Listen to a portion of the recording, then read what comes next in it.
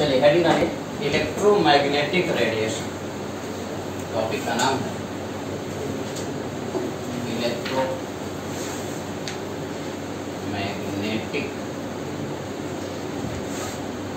Radiation.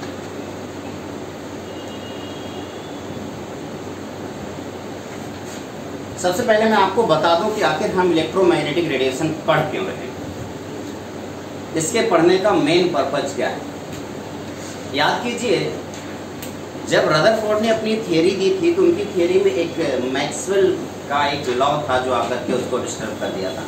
Maxwell का law ये कहता है कि जब भी कभी कोई भी चार्ज पार्टिकल एक सर्कुलर पाथ पे रैंडमली मोशन करता है, रैंडम मोशन का मतलब वो उसकी वेलोसिटी फिक्स वगैरह नहीं है, सब रैंडम मोशन करता है, तो वो अपने अंदर से एनर्जी को इलेक्ट्रोमैग्नेटिक रेडिएशन के फॉर्म में इमिट करता है। और जैसे कोई भी सब्सटेंस अपने बॉडी के अंदर से इलेक्ट्रोमैग्नेटिक रेडिएशन को निकालेगा या फिर एनर्जी रिलीज करेगा, उसकी एनर्जी धीरे धीरे कम हो जाएगी और उसकी एनर्जी की कम होने की वजह से वेलोसिटी कम हो जाएगी। वेलोसिटी के कम होने की वजह से सेंट्रीफ्यूगल फोर्स पर असर आएगा, ठीक है। और सेंट्रीफ्यूगल फोर्स पे असर आने की वजह से वो इलेक्ट्रॉन धीरे धीरे न्यूक्लियस के पास जाएगा और न्यूक्लियस में आकर के गिर जाएगा। शायद इसी वजह से रदरफोर्ड की एटॉमिक थियरी को फेल कर दिया गया। अच्छा, उस थियरी को फेल होने का जो रीजन है वो है इलेक्ट्रोमैग्नेटिक रेडिएशन। हाँ, जब मान लो एक्सटर्नल एनर्जी कम हो गई, एनर्जी कम होने की वजह से वो सेंटर की तरफ अट्रैक्ट होगा। इसका मतलब जितना भी इलेक्ट्रोमैग्नेटिक रेडिएशन खत्म हो जाने पर नहीं, आप समझे नहीं। मैंने कहा कि इलेक्ट्रोमैग्नेटिक रेडिएशन की वजह से इलेक्ट्रॉन अपने अंदर से वो जो एनर्जी रिलीज कर रहा है वो एनर्जी का एक फॉर्म है इलेक्ट्रोमैग्नेटिक रेडिएशन। वो इलेक्ट्रोमैग्नेटिक रेडिएशन के फॉर्म में इमिट कर रहा है, ठीक है। और जब वो एनर्जी इमिट कर रहा है तो मिला जुला के एनर्जी की कम होने की वजह से अब वो घूम रहा है तो काइनेटिक एनर्जी होगी। काइनेटिक एनर्जी के कम होने की वजह से वेलोसिटी कम हो गई। हाफ mv² होता है काइनेटिक एनर्जी में। अब हाफ तो कांस्टेंट वैल्यू है, इलेक्ट्रॉन का मास तो कम ही नहीं हो सकता, तो एक ही काम हो सकता है कि वेलोसिटी कम हो जाए। और वेलोसिटी के कम होने से आप कहेंगे कि आप सेंट्रीफ्यूगल फोर्स जो उसको इलेक्ट्रॉन को दूर भेज रहा था वो भी कम हो जाएगा। और उसके कम होने की वजह से आपका अट्रैक्शन फोर्स बढ़ता जाएगा। न्यूक्लियस का अट्रैक्शन फोर्स बढ़ने की वजह से धीरे धीरे वो न्यूक्लियस में आके गिर जाएगा। लास्ट क्लास में हम लोगों ने ये डिस्कशन किया, ठीक है। तो उस इलेक्ट्रोमैग्नेटिक रेडिएशन को ज़रा अच्छे से समझ लेते हैं कि वो है क्या। तो इसीलिए मैंने आपको लिखवाया है इलेक्ट्रोमैग्नेटिक रेडिएशन। जब एक बार ये अच्छे से समझ जाएंगे तब जा कर के हम लोग बोहर के एटॉमिक मॉडल को समझ पाएंगे। ये एक तरीके का development of Bohr's atomic model. Bohr के एटॉमिक मॉडल में किन किन लोगों का हाथ था, कैसे कैसे वो डेवलप हुआ था, उन सब के बारे में हम डिस्कशन करने वाले हैं। इसी इलेक्ट्रोमैग्नेटिक रेडिएशन को कई बुक में इलेक्ट्रोमैग्नेटिक वेव लिखा हुआ।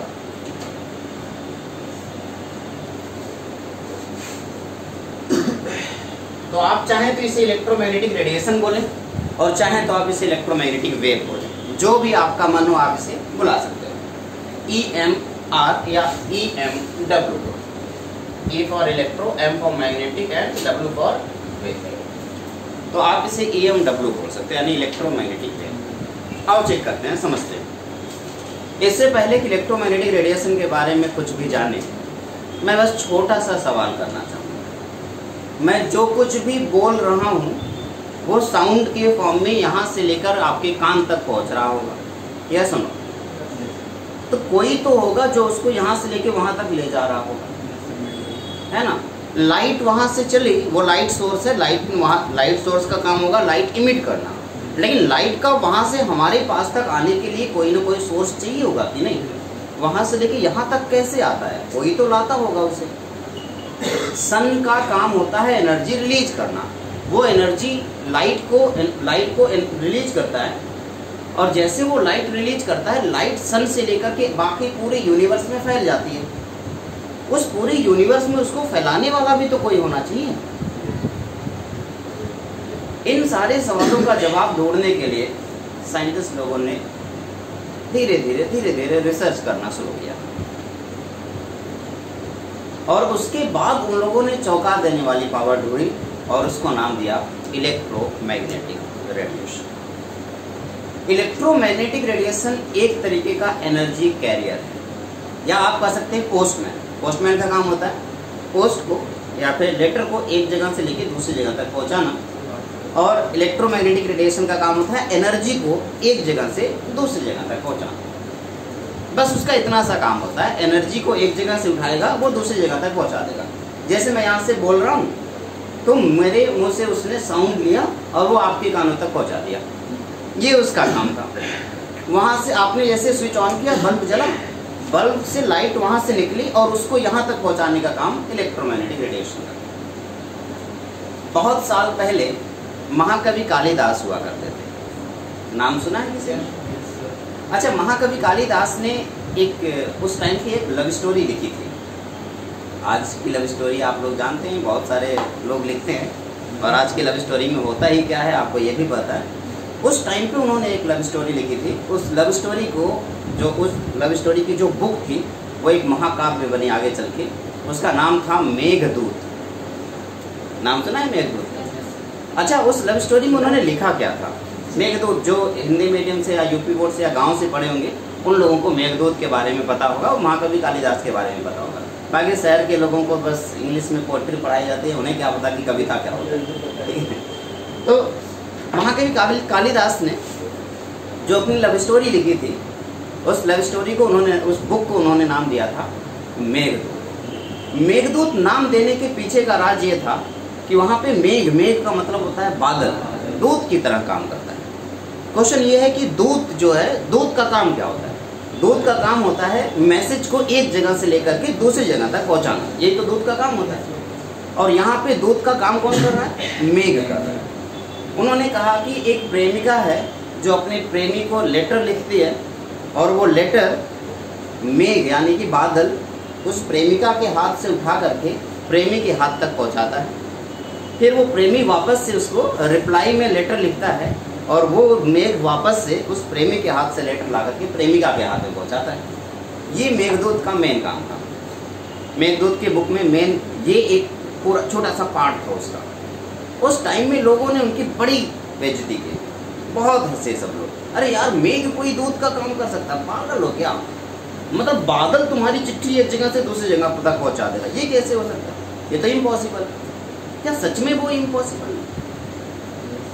आज आप लोग क्या करते हो? आपके पास मोबाइल फोन है, आप व्हाट्सएप खोलते हो और लिखते हो आई मिस यू, और बस एक एंटर बटन दबाने की देरी होती है, उधर उनके मोबाइल पे जाके टिन टिन की घंटी बजती है और वो लिखते हैं मिस यू टू। यही तो होता है। अच्छा, वो जो भी आपने मैसेज किया, कोई जरूरी नहीं आप कुछ भी बोल सकते हो, ये तो मैंने एक एग्जांपल दिया था, वो कहाँ से होते हुए गया जरा बताइए? वो क्लाउड से होते हुए तो जा रहा है ना। अगर उस टाइम पे लोग महाकवि कालिदास की बातों को थोड़ा सा सीरियस लेते और साइंस की डिस्कवरी होती, तो मोबाइल फोन आज से 500 साल पहले डिस्कवर हो गया। लेकिन नहीं, उस टाइम पे लोगों ने मजाक उड़ाया बस महाकवि कालिदास। कविताओं में जो कुछ भी है, शायद 500 साल पहले कोई तो ऐसा रहा होगा जिसके पास मोबाइल फोन था। भाई, हाइपोथेटिकल चीजें जो भी कोई कवि लिखता है वो सोचता है ना, दिमाग में कहीं तो होगा उसके। कहाँ से आया वो? कहीं ना कहीं किसी न किसी जगह पे उन्होंने ये बात देखी होगी, तभी तो उन्होंने ये लव स्टोरी लिखी, या उनके दिमाग में कहीं से तो आया होगा, तभी तो उन्होंने ये लव स्टोरी लिखी। ये सुनो, 5 साल पहले अगर उनके मजाक नहीं उड़ाए गए होते तो मोबाइल आज हमारे पास अपग्रेडेड वर्जन होता और हम कितने आगे निकल चुके होते। लेकिन नहीं, हमारा काम है लोगों की मजाक उड़ाना। एनीवे, तो ये तो महाकवि कालिदास की एक छोटी सी स्टोरी थी। मैं इलेक्ट्रोमैग्नेटिक रेडिएशन के बारे में डिस्कशन कर रहा था। तो मैं बस ये कहना चाह रहा हूँ कि ये जो भी मोबाइल फ़ोन में आप मैसेज लिखते हैं, उस मैसेज को एनर्जी, मैसेज क्या है? एनर्जी है। उस एनर्जी को आपके हाथों से आपकी गर्लफ्रेंड के हाथ तक पहुँचाने के पीछे किसका हाथ है? किसी न किसी पावर का तो होगा। वो किसी दूसरे के पास क्यों नहीं भेज दे रहा है? हाँ, वो आपका मैसेज आप ही की गर्लफ्रेंड को क्यों भेज रहा है, किसी और को क्यों नहीं भेज दे रहा? कोई तो रीजन होगा ना इसके पीछे। आईपी एड्रेस, मोबाइल नंबर है, ठीक है। वही मोबाइल नंबर थोड़ा सा बदल दिया जाएगा, वो दूसरे की गर्लफ्रेंड के पास पहुंच जाएगा। कल ही मुझे किसी ने मैसेज भेजा, 300 रुपये मेरे अकाउंट में क्रेडिट हुए अचानक से। मैं मेट्रो में बैठा हुआ था, मैंने कहा 300 रुपये किस बात पे? अब मैं रिसर्च करने लगा उसको। चला देखो, जब थोड़ा आप पढ़ लिख लेते हो ना तो ज़्यादा दिमाग लगा लेते हो। तो मैं सोच रहा था वो 300 रुपये आखिर किसने भेजे, कोई तो रीजन होगा उस 300 रुपये के पीछे। कहीं ऐसा तो नहीं लोग 300 रुपये भेज के 3 लाख निकालने वाले हैं अकाउंट से। तो मैं थोड़ा सा सोचने लगा, साइबर अटैक तो ऐसे ही हो रहा है ना आजकल, तो मैं थोड़ा सोचने लगा इस बात पे। फिर थोड़ी देर बाद 5 मिनट बाद उसी नंबर से कॉल आता है, बोलता है भाई साहब गलती हो गई, एक नंबर गलत हो गया जिसकी वजह से मैं इमरजेंसी में किसी को पैसे भेज रहा था और वो एक नंबर गलत होने की वजह से आपके पास चला गया। तो हमने कहा आप डिटेल बताओ क्या क्या किया आपने। कह रहा मैंने बस एक नंबर जहाँ पे 5 रखना था वहाँ पे 3 रख दिया और वो आपके पास चला गया। मैं पहले 500 रुपये भेजा, मैंने अकाउंट में 500 रुपये नहीं थे तो वो फेल हो गया। फिर से मैंने 500 भेजा, फिर से फेल हो गया। तो मेरे अकाउंट में मैंने चेक किया तो 430 रुपये थे, तो मैंने 300 रुपये भेजे। हमने कहा यार ये गरीब आदमी लग रहा है। तो कह रहा कि अगर आपकी इच्छा हो तो आप वापस कर दीजिए पैसे। हमने कहा भाई इच्छा वाली कौन सी बात है, तुम्हारा खुद का पैसा है, हक है तुम्हारा। कह रहा नहीं मुझसे गलती हो गई हो, मैंने वापस किया, उसी नंबर पर वापस से पैसा ट्रांसफ़र किया और फिर उससे बोला कि सावधानी हटी घटना घटी, इसलिए सावधानी से सारा काम करो। ये सारा खेल इस मोबाइल नंबर का है। क्वेश्चन है कि ये मोबाइल नंबर काम कैसे करता है, मोबाइल फ़ोन काम कैसे करता है। ऐसा क्या होता है कि आप एक नंबर डायल करते हो, उसी नंबर के पास ही बेल बजती है और आप उसी से सिर्फ बात करते हो, बाकी लोगों से आपकी बात क्यों नहीं हो पाती। पुलिस वाले आपकी आवाज़ को कैसे ट्रैक कर लेते हैं, हमें कैसे पता चल जाता है आप किसी के साथ क्या बातें कर रहे हो। ये सारी सिस्टम को समझना है तो हमें ये समझना होगा कि ये आखिर कौन ऐसा है जो इसको एक जगह से दूसरी जगह तक पहुंचा। इसका नाम है इलेक्ट्रोमैग्नेटिक रेडिएशन। हम चारों तरफ, इस पूरी दुनिया में चारों तरफ इलेक्ट्रोमैग्नेटिक रेडिएशन से घिरे हुए हैं। इस टाइम पर भी हमारे आसपास इलेक्ट्रोमैग्नेटिक रेडिएशन है। सोते समय, खाते पीते समय, पीते समय, नहाते समय, धोते समय, कुछ भी प्राइवेसी करो, इलेक्ट्रोमैग्नेटिक रेडिएशन आपके पास है। हर जगह, हर कदम पे वो आपको देख रहा है। पहले के जमाने के लोग बोलते थे कि बेटा भगवान है जो आपको हमेशा देखता है। ये भगवान है क्या चीज? भगवान दैट मीन्स नेचर। नेचर का मतलब एक तरीके से इलेक्ट्रोमैग्नेटिक रेडिएशन। बस हम उस इलेक्ट्रोमैग्नेटिक रेडिएशन को इतने सालों के बाद 1950 में आकर के समझ पाए। इतने सालों अब उसको जितने अच्छे से हम समझ पाएंगे उतने अच्छे से उसका यूज कर पाएंगे। जब हम समझ ही नहीं पाएंगे तो यूज कैसे कर पाएंगे, हम डरेंगे ना उससे। इस बात को समझने वाले, बेहतरीन तरीके से समझने वाले साइंटिस्ट थे निकोला टेस्ला। इन्होंने इलेक्ट्रोमैग्नेटिक रेडिएशन को अच्छे से समझा था और उससे उन्होंने बहुत बड़ी बड़ी डिवाइसेस क्रिएट की। वो अलग बात है कि उनको लोग पागल समझते थे और जिसकी वजह से उन्हें एक भी नोबेल प्राइज़ नहीं मिला। जबकि 19वीं सेंचुरी के सबसे महान साइंटिस्ट थे, अल्बर्ट आइंस्टाइन से भी ज़्यादा महान, बट उन्हें कोई तवज्जो नहीं देता। कहीं भी किसी भी बुक में उनका नाम नहीं आया, उन्हें पढ़ाया नहीं जाता निकोला टेस्ला।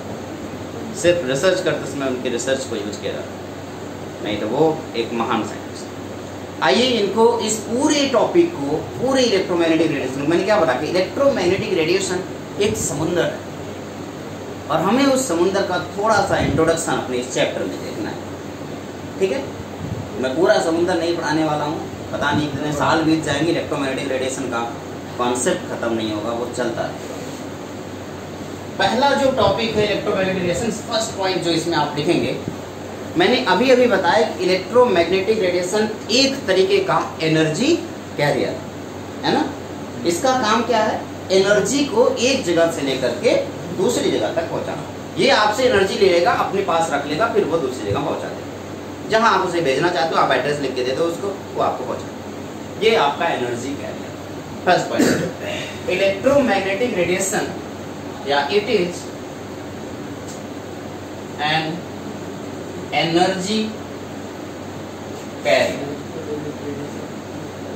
ये एक तरीके का एनर्जी कैरियर, एनर्जी को कैरी करने वाला या एनर्जी को रखने वाला, एनर्जी को एक फॉर्म से दूसरे फॉर्म में भेजने वाला, एक जगह से दूसरी जगह भेजने वाला इलेक्ट्रोमैग्नेटिक रेडिएशन। सेकेंड पॉइंट, अगर इलेक्ट्रोमैग्नेटिक रेडिएशन एनर्जी कैरियर है तो कुछ इलेक्ट्रोमैग्नेटिक रेडिएशन की आप बात कर लेते हैं, हम बात कर लेते हैं कुछ important electromagnetic radiation. Some important electromagnetic radiation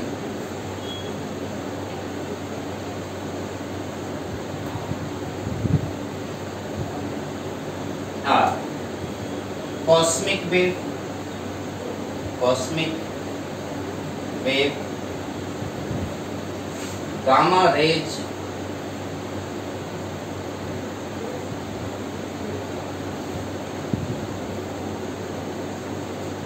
x rays, ultraviolet rays, UV लिख दे रहा हूं, ठीक है, ultraviolet, UV rays, visible raise,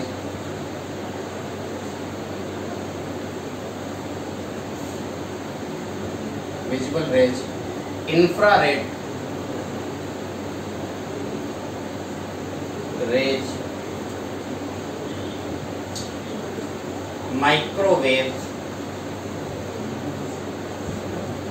radio wave, etcetera. ये कुछ हमने इंपॉर्टेंट इलेक्ट्रोमैग्नेटिक रेडिएशन के नाम रखे हैं। कौन कौन सा है? Cosmic wave, gamma rays, X rays, ultraviolet rays, visible rays, infrared rays, microwave and radio wave. ये कुछ इंपॉर्टेंट इलेक्ट्रोमैग्नेटिक रेडिएशन है। मैंने इसको एक सीरीज में लिखा है, ये सीरीज आपको कुछ टाइम के बाद पता चलेगी वो सीरीज कौन सा, ठीक है। नेक्स्ट, जो भी इलेक्ट्रोमैग्नेटिक रेडिएशन मैं अभी आपको बता रहा हूं, क्वेश्चन है कि क्या ये दिखता है या नहीं। अब इसको समझना है, जरा एक मिनट के लिए मैं आपसे बस सिंपल शब्दों में बताऊं। ये लाइट वहां से निकल रही है, लाइट सोर्स से, और आपके पास तक आ रही है, क्या ये लाइट आपको दिखाई देती है? ये लाइट, जो भी लाइट है, ये एक, इसकी वजह से हम पूरी दुनिया को देखते हैं, लेकिन क्या इसको खुद देख पाते हैं कभी? हम लाइट सोर्स देख रहे हैं, क्या लाइट देख रहे हैं? लाइट नहीं देख सकते, लाइट सोर्स देख सकते। क्या ये दिखाई देती है? इस बात को समझने के लिए बहुत सारी चीजें, मान लो यहाँ पे सिंपली एक बहुत बड़ा सा सिंपल शब्दों में कहा जाए तो एक आयरन रॉड रख दिया, आयरन का स्फीयर रखा है और वो बहुत गर्म, उसकी गर्मी इतनी ज्यादा हो कि वहां से यहाँ, उसकी वजह से आप ये पूरा का पूरा रूम गर्म हो जाए, तो क्या आपको ये सिर्फ रूम गर्म होता फील होगा या दिखाई देगा रूम गर्म कैसे हो रहा है? सिर्फ फील होगा। बहुत सारी चीजें हैं, बहुत सारे ऐसे इलेक्ट्रोमैग्नेटिक रेडिएशन हैं जो विजिबल हैं, लेकिन बहुत सारे इलेक्ट्रोमैग्नेटिक रेडिएशन हैं जो विजिबल नहीं। मैं कह रहा हूँ कि कभी भी आप सूरज को या चांद को देखेंगे तो आपको वो इलेक्ट्रोमैग्नेटिक, उससे निकलने वाले लाइट्स दिखाई देंगे। एक्चुअली हाँ, आप किसी बल्ब को देखेंगे तो आप सिर्फ बल्ब के सोर्स को नहीं देख पा रहे, बल्ब के सिर्फ बल्ब को नहीं, मतलब लाइट सोर्स को ही नहीं देख पा रहे। अगर गलती से आपने कभी या रोते हुए देखो या फिर आंखों में आपके थोड़ा सा पानी पड़ा हुआ है और गीली आंखों से देखोगे तो आपको उसमें पतली पतली सी लाइनें निकलती हुई दिखाई देगी। क्या देखा है? वही तो है इलेक्ट्रोमैग्नेटिक रेडिएशन, वो जो पतली पतली सी लाइनें नजर आ रही है। अभी नहीं दिख रहा होगा, थोड़ा सा ऐसे करके आप देखोगे हल्का सा आंख में, तो आपको वो पतली पतली सी लाइनें निकलती हुई दिखेगी। तो वो है आपका इलेक्ट्रोमैग्नेटिक रेडिएशन, दिखता है। कोई जरूरी नहीं कि आप ये कह सकते हो 100% आप ये नहीं कह सकते हो कि इलेक्ट्रोमैग्नेटिक रेडिएशन कभी नहीं दिखता। It may be visual, may not. Next point, it may be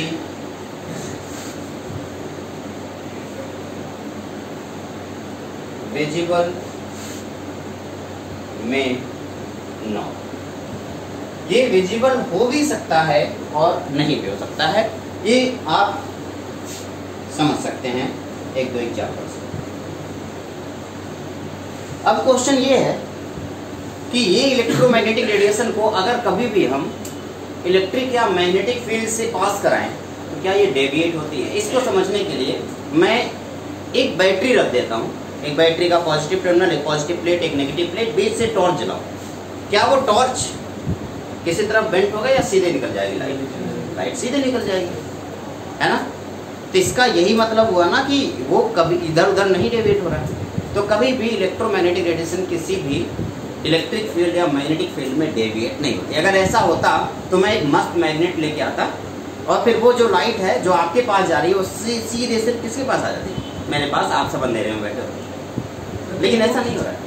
खींचती होगी ना किसी चीज को, इसको इलेक्ट्रोमैग्नेटिक और किसी चीज को खींचती होगी अपनी तरफ। नहीं, इलेक्ट्रोमैग्नेटिक रेडिएशन कभी भी किसी मैग्नेटिक या इलेक्ट्रिक फील्ड में डेविएट नहीं, बस इतनी सी बात मैं कहने की कोशिश कर रहा हूँ।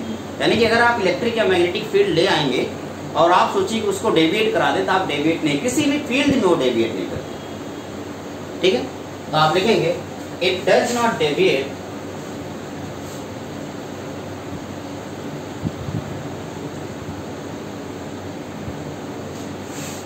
इन इलेक्ट्रिक और magnetic field.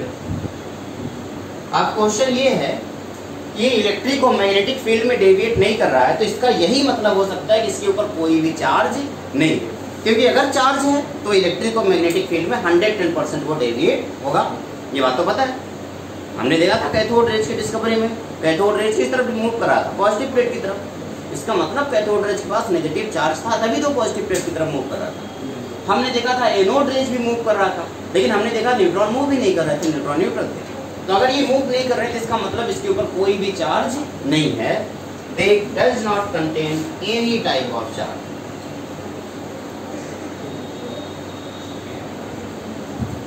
They does not have any type of charge. इनके ऊपर कोई भी चार्ज नहीं है, इस वजह से ये शायद डेविएट नहीं होते। एक सवाल जो अभी परेशान करके रखा है, सवाल ये है कि अगर ये ना इलेक्ट्रिक फील्ड में डेविएट हो रहा है और ना ही मैग्नेटिक फील्ड में डेविएट हो रहा है, तो आखिर इसका नाम इलेक्ट्रोमैग्नेटिक रेडिएशन क्यों? अगर ये इलेक्ट्रिक या मैग्नेटिक फील्ड में डेविएट नहीं हो रहा, तो इलेक्ट्रोमैग्नेटिक रेडिएशन इसका नाम क्यों है? आइए इसको समझते हैं। ये तो ऐसे है, इसका ये बिल्कुल मतलब नहीं है कि इलेक्ट्रिक फील्ड और मैग्नेटिक फील्ड में डेविएट नहीं हो रहा तो इसका नाम नहीं रखा जा सकता। इसका रीजन ये है, मान लो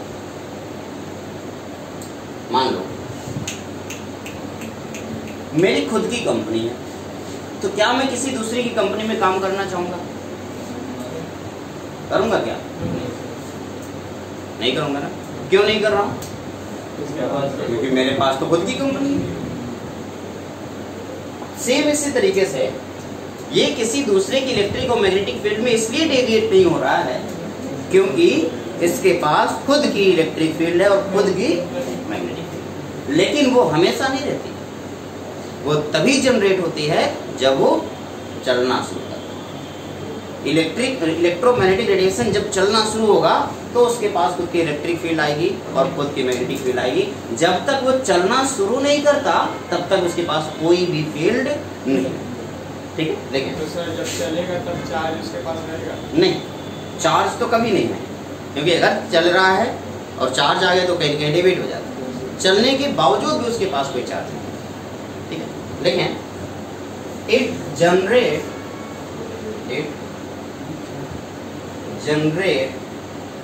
electric and magnetic field when they propagate। जब ये प्रोपगेट करती है, जब ये चलती है, तो वो इलेक्ट्रिक और मैग्नेटिक फील्ड जनरेट करती है। It generate electric and magnetic field when they propagate. जब ये प्रोपगेट करती है तो इलेक्ट्रिक और मैग्नेटिक फील्ड जनरेट। अब क्वेश्चन ये है कि अगर इलेक्ट्रिक फील्ड जनरेट हुआ है, मैग्नेटिक फील्ड जनरेट हुआ है, तो 110% उनका अपना डायरेक्शन भी होगा। तो ये पता करते हैं कि वो उनका डायरेक्शन क्या है। The direction of electric field,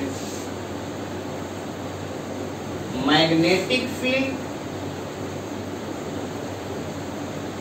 and propagation all are perpendicular to each other। फिर से देखें क्या बोल रहा हूं। Direction of electric field, direction of magnetic field and direction of propagation, ये सब एक दूसरे की क्या है, परपेंडिकुलर। अब आप सोच रहे हैं ऐसे कैसे पॉसिबल है, तो उसका ऐसे मान लीजिए एक वेव है जो इस डायरेक्शन में प्रोपगेट कर रही है, सीधे जा रही है ऐसे, है ना, तो ये मैं उसको डायरेक्शन दिखाऊं, ये डायरेक्शन, ये क्या है इसका डायरेक्शन, ये इस डायरेक्शन का, उसकी वजह से एक इलेक्ट्रिक फील्ड जनरेट हो रहा है जो ये बनेगा, इधर इलेक्ट्रिक फील्ड का डायरेक्शन है, तो मैंने इलेक्ट्रिक फील्ड का डायरेक्शन क्या दिखा दिया, ये दिखा दिया, और उसी की वजह से मैग्नेटिक फील्ड जो बन रहा है उसका डायरेक्शन ये है। तो क्या अब आपको समझ में आ गया कि तीनों के डायरेक्शन एक दूसरे के परपेंडिकुलर दिख रहे हैं, है ना, कुछ इस तरीके से। ये देखो इन दोनों के बीच में कितने डिग्री का एंगल है, इन दोनों के बीच में कितने डिग्री का एंगल है, और इन दोनों के बीच में भी कितने डिग्री का है, 90 डिग्री का एंगल। ये क्या है, डायरेक्शन ऑफ प्रोपगेशन, और ये क्या बता रहा है, मैग्नेटिक फील्ड का डायरेक्शन, और ये क्या बता रहा है, इलेक्ट्रिक फील्ड का डायरेक्शन। क्या मेरी बात समझ आ गई?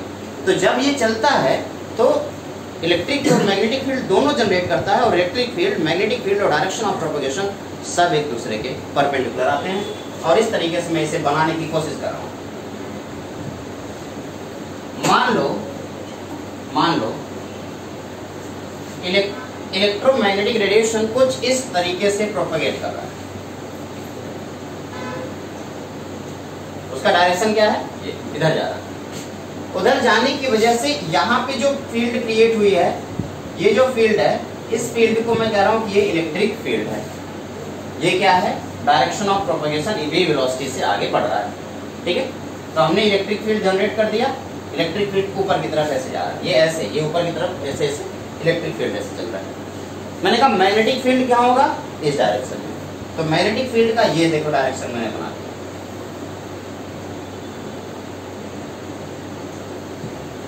ये मैग्नेटिक फील्ड, वो क्या है, बोर्ड के, देखो एक तो इस तरीके से है बोर्ड के प्लेन में, और एक बोर्ड के परपेंडिकुलर हो रहा है, मेरी बात समझ रहे हो ना।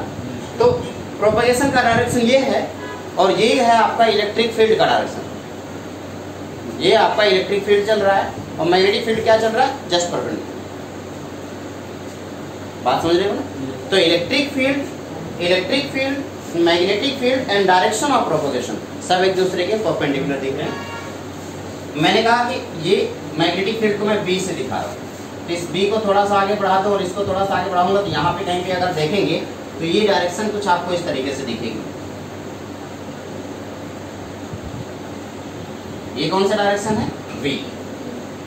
ये कौन सा डायरेक्शन है बेटा, मैं इसको यहाँ दिखा दे रहा हूँ, मैं इसको यहाँ दिखा रहा हूँ।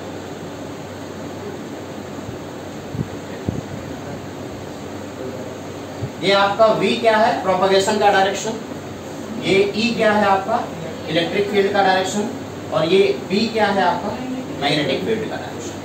B आपका मैग्नेटिक फील्ड का डायरेक्शन है, E आपका प्रोपगेशन बता रहा है, जबकि ये E आपका बता रहा है इलेक्ट्रिक फील्ड, जबकि V आपका प्रोपगेशन बता रहा है। इन सब के बीच का एंगल कितने डिग्री का है, 90 डिग्री, 90 डिग्री एंड 90 डिग्री। क्या ये बात अच्छे से समझ में आ गई? तो डायरेक्शन आपको पता चल गया कि जब भी कभी इलेक्ट्रिक फील्ड, मैग्नेटिक फील्ड और जब भी कभी कोई भी इलेक्ट्रोमैग्नेटिक रेडिएशन प्रोपगेट करती है तो electric field, magnetic field generate होता है, और वो सब एक दूसरे के परपेंडिकुलर। नेक्स्ट क्वेश्चन तो ये है कि चलो ठीक है, ये बात तो मैं अच्छे से समझ गया कि ये सब एक दूसरे के परपेंडिकुलर। हाँ, कोई कुछ बोलना चाह रहा है? चलो मैं कह रहा हूँ कि सर, हाँ, जैसे एक्सरे होता है, एक्सरे में माइक्रो इलेक्ट्रोमैग्नेटिक रे निकलता है, तो इसमें मैग्नेटिक फील्ड का क्या काम करता है? जैसे वहाँ पे बोला जाता है नहीं कि कोई भी लोहा की अगर कोई भी बॉडी में रहता है तो वो सब यूज बता इसको समझेंगे। अब एक और छोटा सा पॉइंट है, जब इलेक्ट्रिक मैग्नेटिक फील्ड चल रहा है तो उसकी वेलोसिटी के बारे में मैंने जिक्र किया। अगर उसके पास वेलोसिटी है तो वेलोसिटी कितनी है, क्या वो फिक्स है या वेरिएबल? तो अभी तक जितनी डिस्कवरी है, जितना हमारे सिलेबस में है, हम ये बोल सकते हैं कि इलेक्ट्रोमैग्नेटिक रेडिएशन की वेलोसिटी उतनी ही है जितने की लाइट की वेलोसिटी। यानी कि जो भी इलेक्ट्रोमैग्नेटिक रेडिएशन होगा वो किस वेलोसिटी से चलेगा, लाइट की स्पीड से चलेगा। क्या मेरी बात समझ रहे हो? और उसको ट्रेवल करने के लिए कभी भी मीडियम की जरूरत नहीं पड़ेगी। लेकिन they does not require any medium for travelling.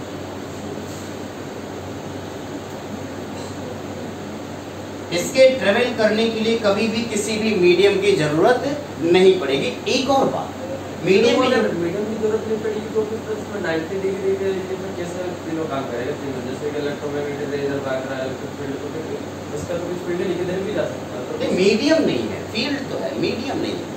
मतलब कोई जरूरी नहीं है कि सन को यहाँ तक आने के लिए कोई जरूरी थोड़ी एयर चाहिए या कांच में ही चल पाएगा, नहीं है। मीडियम बदलता चला जा रहा है, वहाँ पर आगे स्पेस है, खाली है पूरा। वेलोसिटी पे असर कुछ नहीं। वेलोसिटी, मीडियम का जो असर होता है वो वेलोसिटी पे होता है। अलग अलग मीडियम में वेलोसिटी अलग अलग हो सकती है। यही तो रीजन है कि कांच के अंदर लाइट की स्पीड अलग होती है, इसलिए वो बेंड करता है। हाँ, एयर के अंदर लाइट की स्पीड अलग होती है। एक्चुअली हम जिस लाइट की स्पीड की बात करेंगे वो वैक्यूम में करेंगे, यानी कि हम स्पीड जो इलेक्ट्रोमैग्नेटिक रेडिएशन की स्पीड की बात कर रहे हैं वो किसके कर रहे हैं?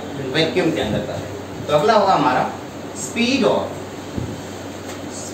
Of electromagnetic wave in vacuum.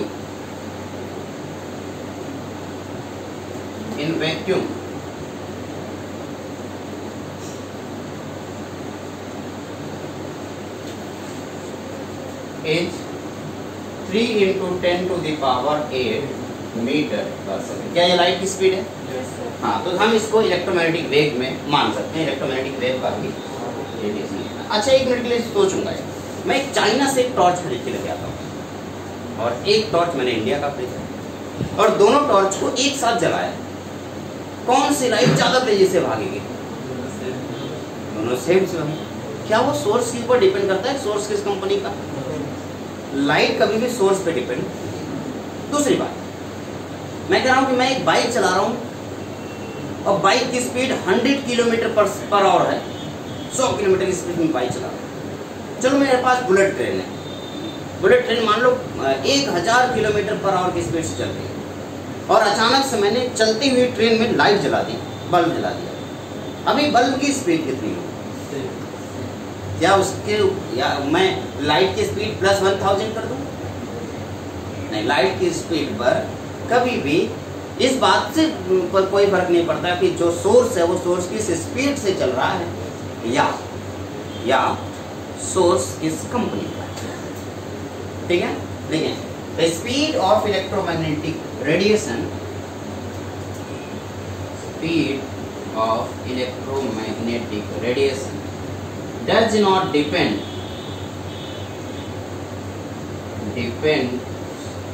on source or speed of source of electromagnetic radiation।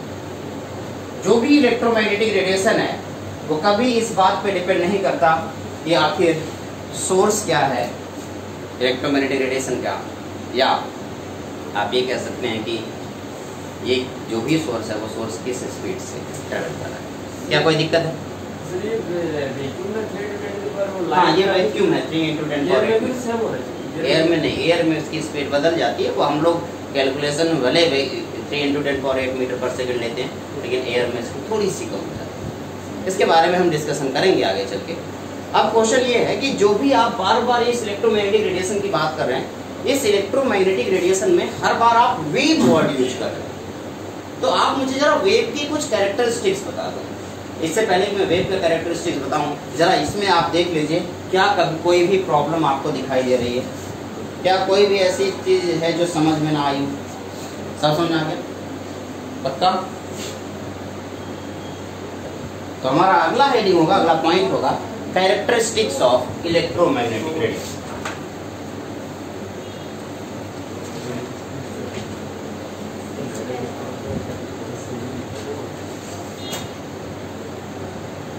Main characteristics के बारे में बात करेंगे। देखो, कुछ चीजें हैं जो इलेक्ट्रोमैग्नेटिक रेडिएशन जानने के लिए जानना जरूरी है, जैसे कि वेवलेंथ क्या होता है,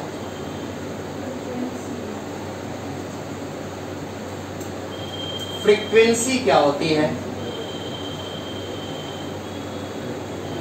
ठीक है, वेव नंबर क्या होता है, अच्छा, इन सब को जानने के लिए एम्पलीट्यूड भी जानना बहुत ज़्यादा जरूरी है। एम्पलीट्यूड क्या होता है?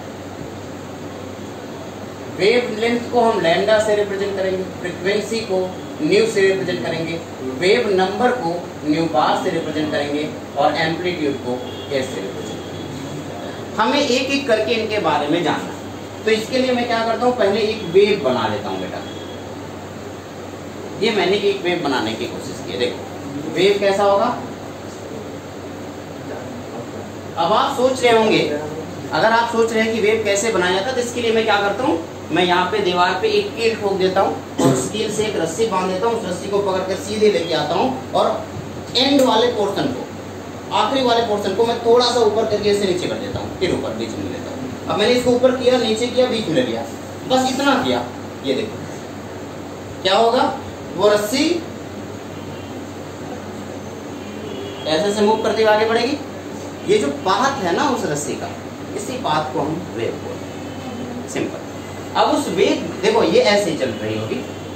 जो भी वेव मैंने अभी अभी यहाँ पे बनाया है, ध्यान से देखिए, उस वेव में यहाँ से लेकर के, देखो ध्यान से इस बात को समझने की कोशिश करना बेटा। मैं कोई भी दो सेम पॉइंट लेता हूँ, कोई भी दो सेम पॉइंट। अगर मैं इस पॉइंट की बात करूंगा तो मुझे इस पॉइंट की बात करनी पड़ेगी। अगर मैं यहाँ की बात करूंगा तो मुझे यहाँ की बात करनी पड़ेगी। आप मुझे यहाँ क्यों नहीं, क्योंकि इसमें वेव का डायरेक्शन अलग है। स्टार्टिंग में देखो ऊपर चढ़ता है, मैक्सिमम पॉइंट पे आता है, जीरो होता है, मिनिमम पॉइंट पे आता है, फिर से जीरो हो जाता है। ठीक है, तो मैक्सिमा जीरो, मिनिमा जीरो। तो एक मैक्सिमा और मिनिमा के दोनों के बीच में जो जीरो पॉइंट होता है, उसी दोनों के बीच की जो डिस्टेंस होती है उसे हम वेवलेंथ। तो फिर ऐसा होगा ना कि कोई साउंड भी वेव की तरह ट्रैवल करती है, जैसे उसका ये जीरो हो जाएगा तो फिर इंसान को कम सुनाई देगा, फिर ज्यादा। हाँ, हमें ऐसा ही होता है, हमारे साथ ऐसे ही बात करें। लेकिन वो इतनी तेज है ना, वो इतनी तेज है कि कॉन्टिन्यूसली हमें लगता है कि वो कॉन्टिन्यूस है, चल रहा है, वो इतनी तेजी से हो रहा है। ठीक है, ढोल की आवाज़ आपने सुना होगा ना, है ना, ढोल ऐसे बजाया, उसकी आवाज़ काफ़ी देर तक आई, ठीक, कॉन्टिन्यूसली, क्योंकि वो इतनी तेजी से वाइब्रेट कर रहा है। हम उस वाइब्रेशन को उस हिसाब से सुन रहे हैं। जैसे कि बल्ब, ये आपको क्या लग रहा है, ये बल्ब कॉन्टिन्यूसली जल रहा है, हमें लग रहा है क्योंकि हमारी आंखों की पावर ही इतनी है कि हम उससे ज़्यादा देख नहीं सकते। अभी इस पर एक क्वेश्चन कराऊंगा, चिंता ना करें। मैं आपसे कह रहा हूँ किसी दो पॉइंट को ले लो जो सिमिलर, मैं कह रहा हूँ दो मैक्सिमा ले लो या दो मिनिमा ले लो या दो जीरो वाला पॉइंट ऐसे ले लो। ये कंप्लीट वेव का जो लेंथ होता है वही लेंथ वेव लेंथ कहलाता है। तो यहाँ पे ये कंप्लीट वेव का लेंथ कौन सा होगा, या तो आप कहेंगे यहाँ से लेके यहाँ तक का एक कंप्लीट वेव है, इसको आप वेव लेंथ बोल दो, या तो यहाँ से लेकर के यहाँ तक का ये जो वेव है वेव लेंथ है, तो आप उसे इस लेंथ को वेव लेंथ बोल। तो वेव लेंथ क्या होता है बेटा, वेव लेंथ क्या होता है, एक कंप्लीट वेव की लेंथ वेव लेंथ कहलाती है। अब यहाँ से जो मैक्सिमा है, जो भी मैक्सिमा है, इस मैक्सिमा को या जो भी मिनिमा है, इस मिनिमा को, चाहे मैक्सिमा चाहे मिनिमा जो भी पॉइंट है, जितना वेव ऊपर जाएगा उतना ही वो नीचे आएगा। इसको एम्पलीट्यूड बोलते हैं। क्या बोलते हैं, एम्पलीट्यूड। तो अगर आपसे पूछा जाए एम्पलीट्यूड क्या होता है तो क्या लिखेंगे, द मैक्सिमम हाइट और maximum depth of any wave is called wavelength. लिखिए, सॉरी, एम्पलीट्यूड। मैक्सिमम हाइट और मैक्सिमम हाइट ऑफ वेव, ऐसे लिख दो, मैक्सिमम हाइट ऑफ वेव या मैक्सिमम डेप्थ ऑफ वेव, जो भी आपको बोलना। ठीक है, अगली बात है वेवलेंथ क्या होता है बेटा, बताएं। Length of one complete wave, length of one complete wave is known as a wavelength. Okay, wavelength पता चल गया हमें। अगला काम है फ्रीक्वेंसी। एक मिनट के लिए फ्रीक्वेंसी पता करने के लिए मैं आपसे पूछूंगा, सुनना। जैसे मैं आपसे क्या बोल रहा हूँ, चंदू के चाचा ने चंदू की चाची को चांदनी चौराहे की चांदनी रात में चटनी चटा, चांदनी चौक पे बोल दे रहा हूँ, चांदनी चौक पे चटनी चटाई, इतना हो गया। अच्छा, इसी चीज को अलग कोई दूसरा बंदा कैसे बोलेगा, चंदू के चाचा ने चंदू की चाची को चांदनी चौराहे पे चांदनी चौक पे चटनी चटाई, है ना। अच्छा, सेम चीज बोलने में किसी को कम समय लगता है और किसी को ज़्यादा समय। क्या मतलब है इसका? इसका मतलब है कि उसके मुंह से हर सेकंड में ज़्यादा वर्ड निकलेंगे तो कम समय लगेगा और कम वर्ड निकलेंगे तो ज़्यादा समय लगेगा। इसे वॉइस फ्रीक्वेंसी बोलते हैं कि एक सेकंड के अंदर आप कितनी तेजी से बोल दे, कितनी जल्दी जल्दी सारे चीज़ों को निकालते हैं। ठीक है, जैसे मैं पढ़ाते समय आपसे बोलूँ, वेवलेंथ की डेफिनेशन लिखो। Length of one complete wave is known as wavelength. अब इसी को ऐसे length of one complete wave is called wavelength. Same चीज को थोड़ा सा जल्दी बनाने के चक्कर में मैंने क्या कर दिया, नंबर ऑफ वेव या फिर नंबर ऑफ वर्ड्स पर सेकेंड ज्यादा कर दिया, यानी कि वॉइस फ्रीक्वेंसी मैंने बढ़ाई। क्या मेरी बात समझ आ रही है? ओके, तो जरा इसको समझते हैं। फ्रीक्वेंसी का मतलब होता है number of wave passing through a point in 1 second. एक सेकेंड में किसी भी वेव, किसी पॉइंट से कितना वेव पास हो रहा है उसे क्या बोलेंगे? वेव फ्रीक्वेंसी बोलेंगे। ओके, तो frequency number of wave passing through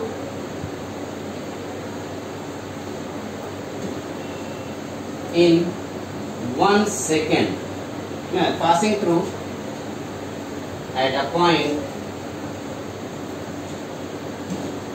in 1 second। एक पॉइंट से एक सेकेंड में कितना वेव पास हो रहा है, इसी को हम बोलते हैं फ्रीक्वेंसी। क्या किसी को कोई तकलीफ है? नहीं है? ओके, इसको अपनी कॉपी में जल्दी से नोट करते हैं। फिर मैं इस तरफ वाला, ये वाला इरेज कर दूँ इधर, ठीक, ये वाला इरेज।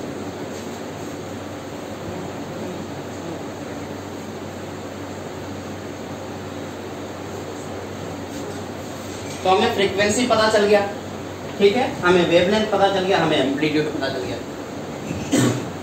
अब अगला है वेव नंबर। वेव नंबर, जल्दी से मुझे वेव नंबर बताओ। अब जरा समझते हैं, ध्यान है।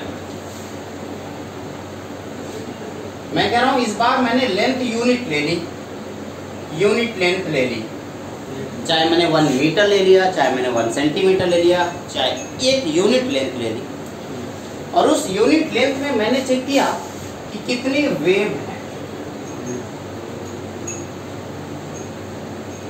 मैंने इस यूनिट लेंथ में कितने वेव है काउंट किया। देखो यहां तक एक वेव हो गया, ये दूसरा, ये तीसरा, ये चौथा, ये पांचवा।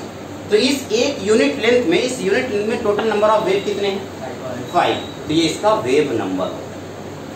वेव नंबर क्या होता है? Number of wave in unit length is called wave number. Number of wave,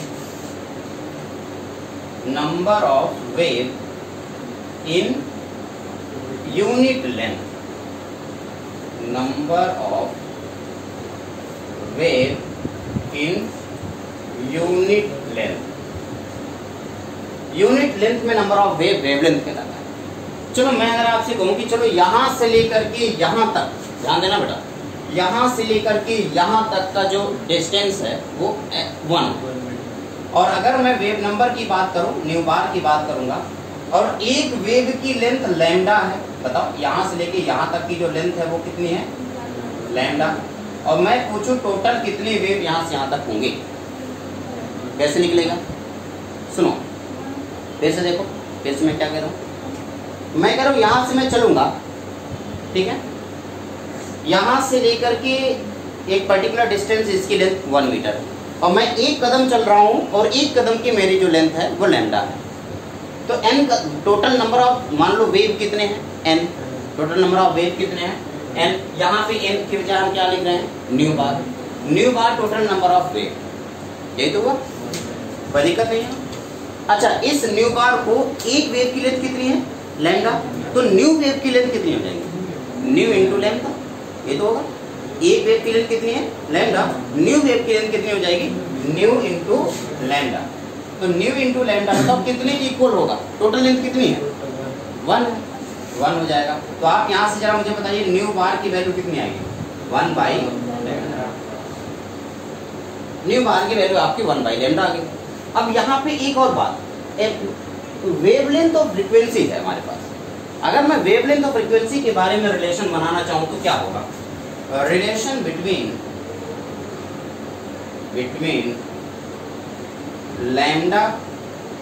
lambda nu and C क्या है? सी क्या है बेटा? Speed of light. सी को क्या बोलते हैं? Speed of light. ओके, एक काम करते हैं, जल्दी मुझे बताइए। एक वेव है, ध्यान से सुनना, बहुत ही गौर से सुनना, बहुत ही इंपॉर्टेंट बात बता रहा हूँ। मैं कह रहा हूँ एक वेव है जिसकी स्पीड कितनी है? 3 × 10⁸ मीटर पर सेकेंड। यानी वो एक सेकेंड में कितने मीटर जा रही है? 3 × 10⁸ मीटर जा रही है, यही ना? या आप कह सकते हैं सी मीटर जा रही है। कितना जा रही है? सी मीटर जा रही है। एक सेकेंड में अगर वो सी मीटर जा रही है, एक वेव की लेंथ इस बार कितना है? लैम्डा। तो सी मीटर में कितना वेव होगा? सोचो जरा, इस बार एक वेव की लेंथ कितनी है? लैम्डा। सी मीटर में कितना वेव होगा? एक मीटर में कितना वेव हुआ बताओ? आपने कहा 1/λ, तो मैं कहूँ सी मीटर में कितना वेव होगा? c/λ। एक मीटर में अगर एक मीटर में हमने total number of wave calculate किया तो 1/λ आया, तो हम सी मीटर में कैलकुलेट करेंगे कितना आएगा? c/λ आएगा, सिंपल। और जो सी मीटर में वेवलेंथ है, सी मीटर में नंबर ऑफ वेव है, वो क्या है? फ्रीक्वेंसी। आपने कहा ना एक सेकेंड में कितना दूर चला वो वेव? सी मीटर चला। और सी मीटर में कितना वेव चला? 1/λ वेव चला। तो वही 1/λ ही तो क्या कहलाएगा? आपका फ्रीक्वेंसी कहलाएगी। तो आप कहेंगे frequency nu this equals to c/λ, where c is the speed of light, lambda is wavelength and nu is frequency। कोई दिक्कत है किसी को? तो एक बार आप इसको अपनी कॉपी में अच्छे से नोट करिए, फिर आगे।